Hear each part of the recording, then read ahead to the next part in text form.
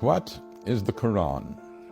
It is a set of 7th century revelations from God made to Muhammad in 2 cities, Mecca and Medina, in what is now Saudi Arabia. It heralds the truth that there is only one God, not the many gods still being worshipped in ancient Arabia. Of course, this was not the earliest revelation that there is only one God. That had been taught in Hebrew to the Jews and in Greek to the Christians before it was taught to Muslims in Arabic. These 3 sets of revelation set apart the people of the book, each with their own special covenant from the same God. There is only one.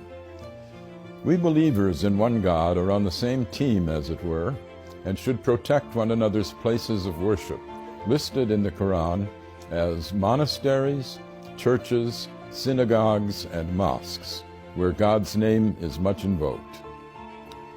The Qur'an does not confine God's action to the formal covenants of religion. God tells us that He sends messages to all men all the time, beginning with Adam, who repented his sin in the garden and became the first prophet. The unending stream of prophets includes Moses and Jesus. Muhammad himself is the seal of the prophets, not as canceling former covenants, but as confirming them. But the love of God is not brought only by human messengers in the Qur'an. Creation itself is a set of messages from God, which speak a divine code that we are told to decipher. God's intent can be seen in the beauty and power of the universe. Moses does not speak alone on the mountain speaks with him. Birds speak to Solomon. The world is constantly signaling to us, bringing us insights into the beauty and power of its maker.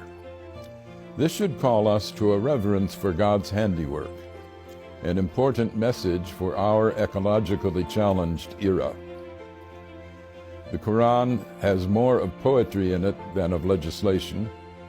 It sets ethical norms while stressing the need for mercy in our dealings with God's fellow creatures.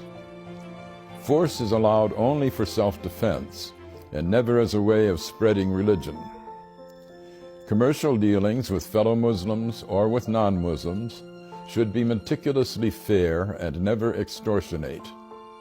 The relations of the sexes were still polygamous in the 7th century, as among the ancient Hebrews and the original Mormons, but women are to be honored.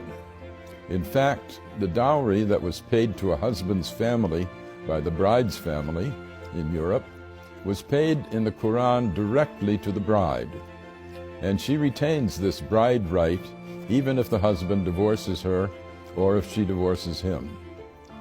This carved out an area of women's rights unparalleled in the 7th century.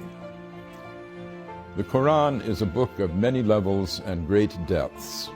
Even non-Muslims can learn from it, as Pope Francis has proclaimed. I am Gary Wills for the Amerstein Center.